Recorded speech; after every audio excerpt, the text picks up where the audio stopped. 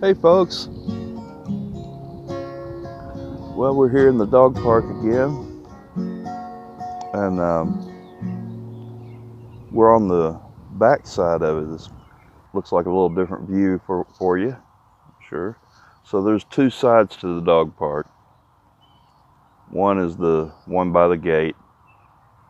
I'd call that the sun side because in the morning I'm looking right at the sun.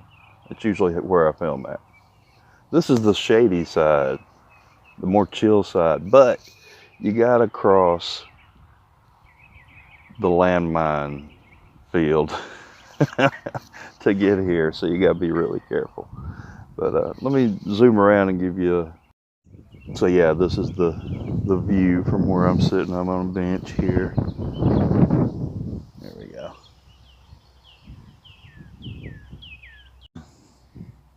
So in this video, I thought I would tell you a little bit about some of the people and things that have influenced me, and that kind of puts me where I'm at currently in my life. Okay. Um, I'd have to say my parents and my grandparents influenced me first, of course, just like most of us, right? And and we're talking spiritual journey here, okay? So this is Southern Zen, so we're on that spiritual path. Um, Mom, Dad, Granny, Pa, my extended family, all Christians, and so when I started seeking spirituality, when I was really younger, I didn't really see a big spiritual aspect to life, just because we didn't go to church very much. We didn't, it just wasn't part of our normal routine. We would go occasionally to church, like when there was Easter or Christmas or different things like that. We would go, special occasions, which a lot of people do. Nothing wrong with that. But so that being said, spiritually, I'd have to say Jesus and the New Testament. The writers of the New Testament were very influential for me. I really liked the Gospels more than I liked the rest of the New Testament, and didn't care much for the Old Testament stuff. There's some beautiful stuff in the Old Testament, don't get me wrong, but I definitely say Jesus is like my main influencer in that realm. So then, when I was in college, I had an English teacher who gave me a book called Siddhartha, and I read that, and that was the story of Siddhartha Gautama. I think I'm saying that right. Gautama. I don't know. I don't get all the pronunciations exact, folks. So forgive me for massacring that name. But Siddhartha is basically a prince who becomes the Buddha that everybody talks about. And there are more than one Buddhas, by the way.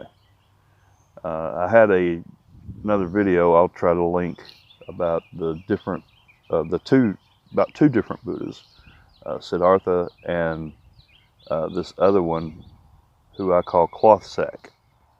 And that's the fat guy that you see that's always laughing, bald, big earlobes. That's they call him Budai instead of Buddha.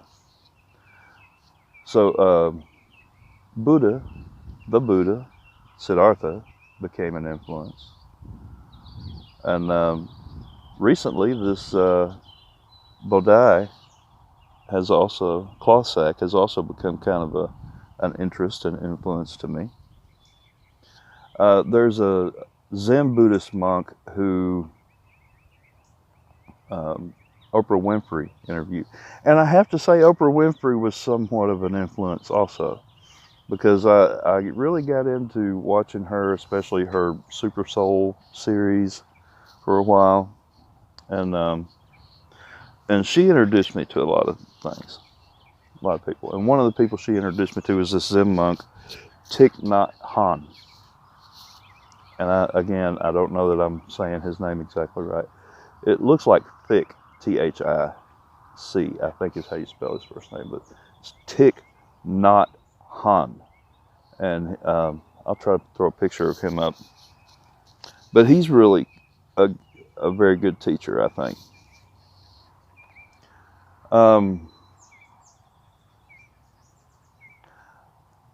Also from the Oprah Winfrey collection, I'd have to say Eckhart Tolle, who wrote two very good books, I think, The Power of Now and The New Earth.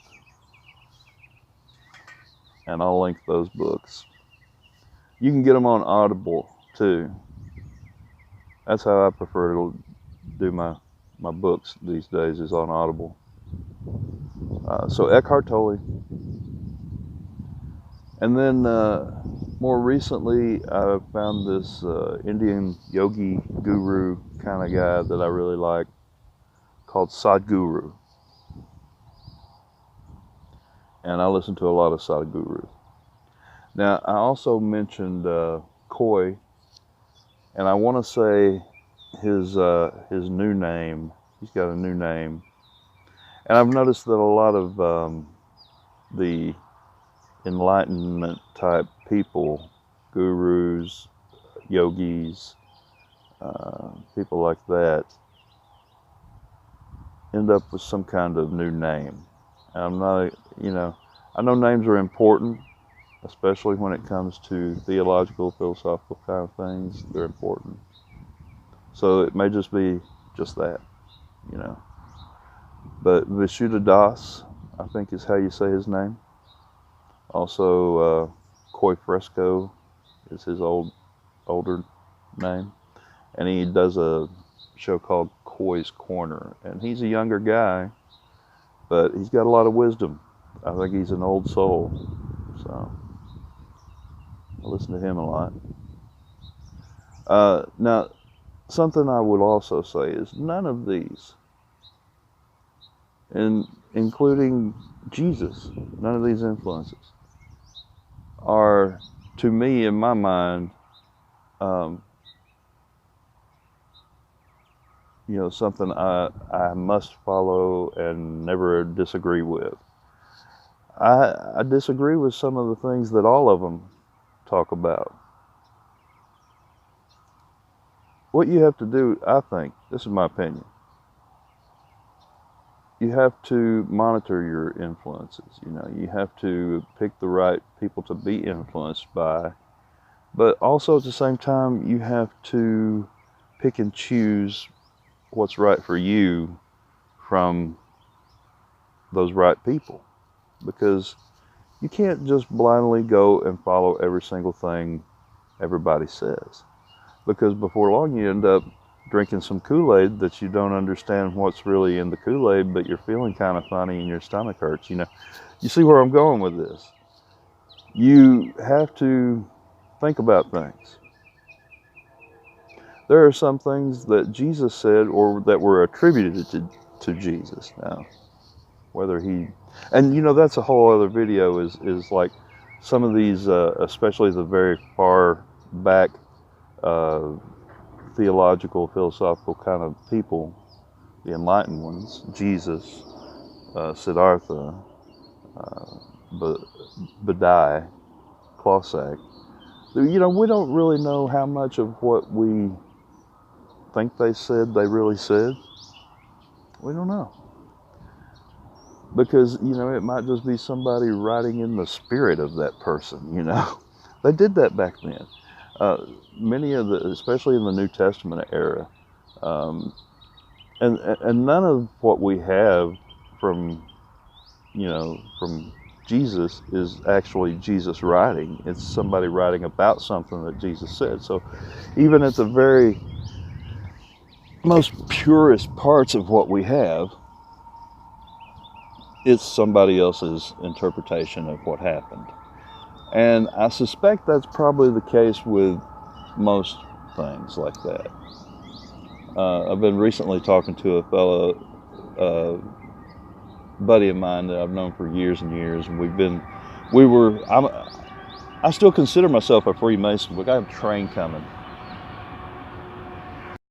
Hey, so I got interrupted by the train earlier, and I thought I'd come back and talk. I had started to mention Masonry, and the fact that I've been talking to a friend of mine here lately about a book that he's read that some Masons find meaning in, called the Urantia book. It's kind of a weird thing, but Masonry has definitely had an influence on my life. I went through the 3 degrees of Freemasonry, became a Master Mason. I went through the chairs, and so I did the Junior Warden, the Senior Warden, and the Worshipful Master. And then I did the Worshipful Master position at 2 different lodges, so I'm a double past master. And so that's kind of neat to kind of have that. And I'm not currently active as a Mason, but there's a lot of things. That's a really deep rabbit hole and worthy of a video of its own, just talking about different things of Masonry. And we'll do that at some point. I got to figure out what I can say and what I can't, right? I guess I'll wrap this up because I got to get back. I got stuff to do. But I just wanted to kind of share some of my influences, things that have influenced me, people that have influenced me. So, Jesus, Siddhartha, Buddha, Alan Watts. I watch a lot of Alan Watts I listen to his lectures on YouTube. I've got a 10-hour audio book that I've started. I'm going to try to get more Alan Watts. I really like him. He's very good. English guy, passed away in the 70s, philosopher, Zen Buddhist, Alan Watts. Check him out. He's really, really good. Can't believe I left him out up until this point. So Jesus, Siddhartha, Cloth Sack, Oprah